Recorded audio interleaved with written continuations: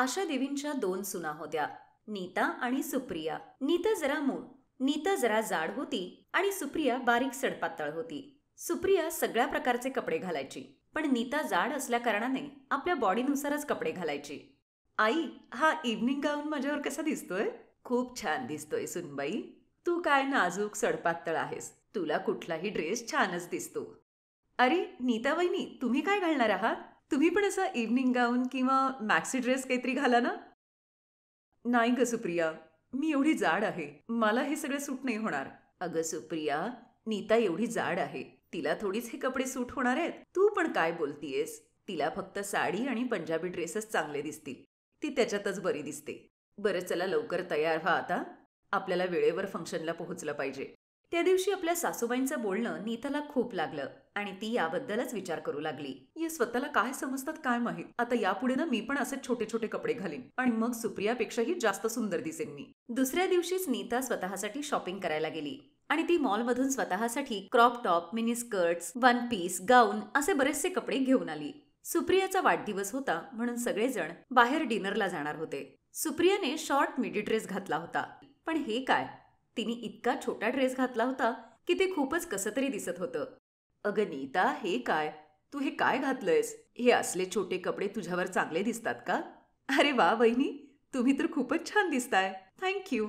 मला असं वाटलं तू जर घालू शकतेस तर मग मी का नाही. आता यापुढे मी असेच कपडे घालायला सुरुवात करणार आहे. नीताने आता आपल्या डोक्यात असेच कपडे घालण्याचं पक्क केलं होतं. तिला सुप्रियाची बरोबरी करायची होती आणि इथेच ती चुकली. आता ती रोजच असेच छोटे छोटे कपडे घालून बाहेर येऊ जाऊ लागली.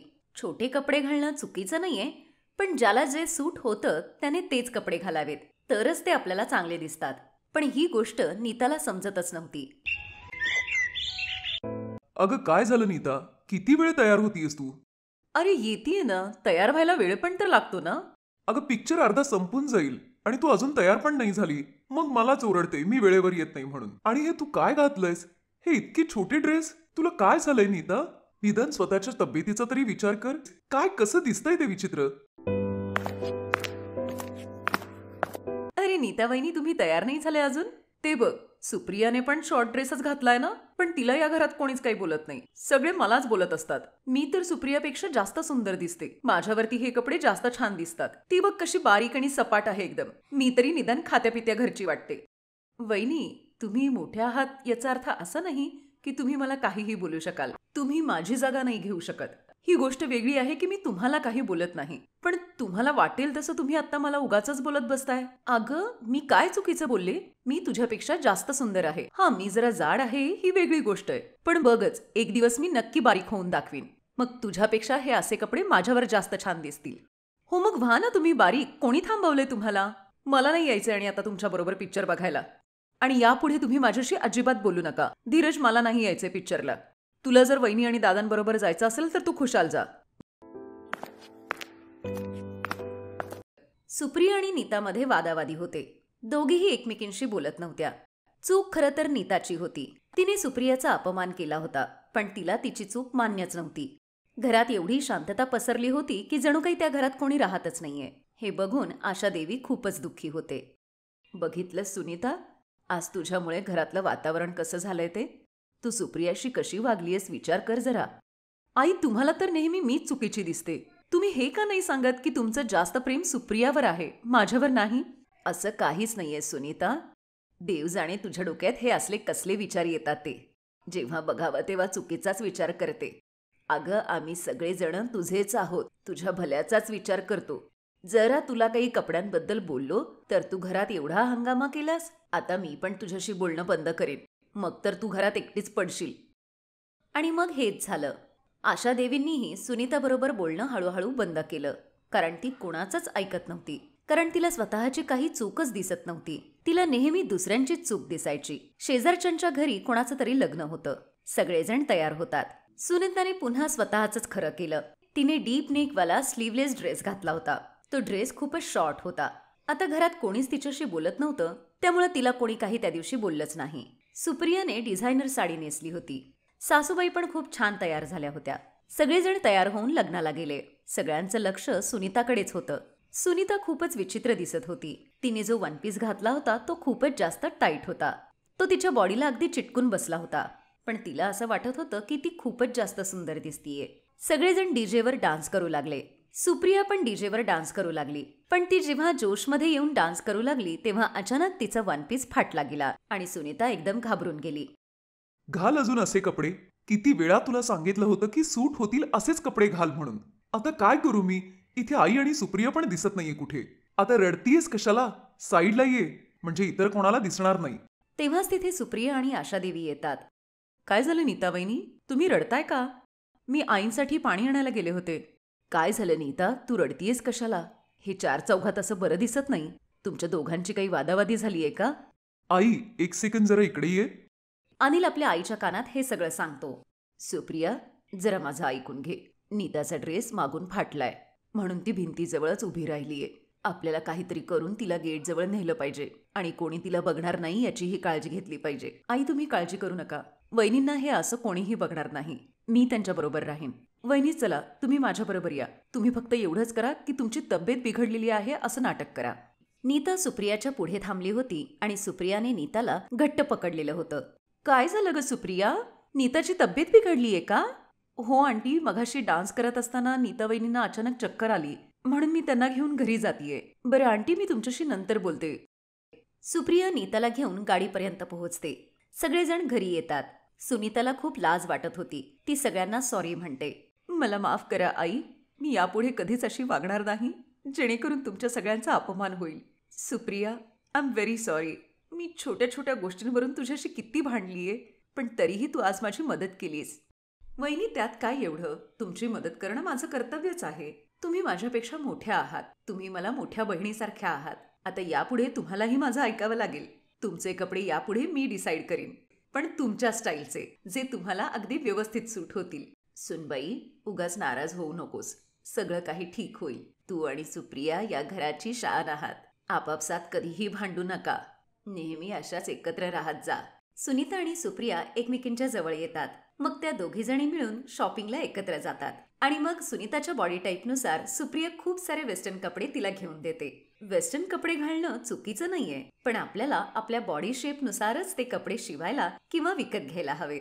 म्हणजे ते कपडे घातल्यानंतर आपल्याला स्वतःला कम्फर्टेबली कॅरी करता येतील. आणि केवळ दिखावा करण्यासाठी म्हणून घातले तर लोकांच्या मस्करीचं आपण एक कारण बनू शकतो.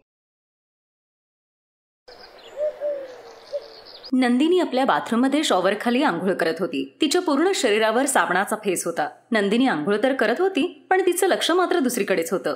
काल रात्री ती आपली मैत्रीण नताशाच्या घरी गेली होती. नताशाने नवीन घर घेतलं होतं, त्यामुळे ती घरातली प्रत्येक गोष्ट नंदिनीला दाखवत होती. हे बघ, ही आमची ड्रॉइंग रूम आहे ना. खरं तर मला ही सगळ्यात जास्त आवडते. हा भिंतीचा कलर आहे ना, आणि या टाइल्स पण, माय गॉड, मला खूप आवडतात. एक एक करत करत आपल्या सगळ्या रूम्स दाखवत नताशा बाथरूम पर्यंत गेली. तिचं बाथरूमही खूप मोठं आणि शानदार होतं. स्पेशली बाथटब, तिथे असलेले नळ आणि मोठा आरसा. ओ माय गॉड नताशा, काय बाथरूम आहे तुझं. ब्युटिफुल यार. एवढं सुंदर बाथरूम मी आतापर्यंत कोणाचंच पाहिलेलं नाहीये. आणि हा टब तर खूप सुंदर आहे. किती मोठा आहे. आणि हे सेन्सरवाले सगळे नळ, शॉवर, खूपच छान आहे सगळं. हो यार, छान तर आहेच, पण किती पैसे गेलेत माहितीये का तुला याच्यात. पण पैसे जरी गेले तरी सगळ्या आवडीच्या गोष्टी आल्यात. अशा बाथरूम मध्ये आंघोळ करायची मजा काही औरच. नंदिनी आपल्या मैत्रिणीच्या घरून परत तर आली होती, पण तिचं आलिशान बाथरूम तिच्या डोक्यातून काही जात नव्हतं. तिला आपल्या घरातही असंच काहीचं बाथरूम हवं होतं. नंदिनीचा नवरा आयुष्मान बेंगलोरमध्ये काही कामासाठी गेला होता. जेव्हा तो परत आला तेव्हा नंदिनीने नताशाच्या बाथरूम बद्दल त्याला सांगितलं. आयुष्मान, मला सेम टू सेम तसंच बाथरूम आपल्या घरी हवंय. आणि जोपर्यंत तू तसं बाथरूम बनवणार नाहीस तोपर्यंत ना मी तुझ्याशी बोलेन ना मी आंघोळ करेन. अगं, हे काय तुझं बोलणं? जे आहे ते आहे. नंदिनी, तुला माहितीये ना, तुझ्याशी बोलल्याशिवाय मी 1 मिनिट सुद्धा राहू शकत नाही. आणि बाथरूम बनायला वेळ तर लागेलच ना. प्लीज. ठीक आहे, पण 1 आठवड्यानंतर मला तसंच बाथरूम हवंय. आयुष्मानने तिला प्रॉमिस केलं आणि दुसऱ्या दिवसापासूनच बाथरूमचं काम सुरू झालं. 1 आठवड्यातच तिचं बाथरूम तयार झालं. चमकत्या डोळ्यांनी तिने बाथरूम मध्ये नजर फिरवली आणि मग तिने आयुष्मानला मिठी मारली. तुझं खरंच माझ्यावर खूप प्रेम आहे Ayushman. I love you. I love you too Nandini. शहाजहाननी ताजमहल बनवला, मी माझ्या बायकोसाठी एक बाथरूम बनवू शकत नाही का? नंदिनी बाथरूम मध्ये आंघोळ करत होती आणि बाथरूमचं सौंदर्यही न्याहाळत होती. तिथला टब, सेन्सरवाले नळ, टाइल्स, या सगळ्याकडे ती असं बघत होती जणू काही एखादी प्रेयसी आपल्या प्रियकराकडे बघतीये. पण तेव्हाच अचानक तिची नजर त्याच भिंतीवर असलेल्या एका झुरळाकडे गेली आणि ते बघून ती जोरात ओरडली आणि त्या ओरडण्याने नंदिनी झोपेतून जागी झाली. तिचे डोळे उघडले तेव्हा तिच्या बाजूला असलेल्या मोबाईलची रिंग वाजत होती. फोनवरती आयुष्मान कॉलिंग असं लिहिलेलं होतं. अगं कुठे आहेस? केव्हापासून कॉल करतोय? मी नंदिनी हे सगळं स्वप्न पाहत होती, पण तिला आपलं हे स्वप्न खरं करायचं होतं. 2 दिवसानंतर आयुष्मान बँगलोरहून परत आला. नंदिनी, तुझा सगळ्यात मोठा प्रॉब्लेम हाच आहे की तू दुसऱ्यांबरोबर स्वतःला कम्पेअर करते. अगं तुझी मैत्रीण नताशा खूप श्रीमंत आहे.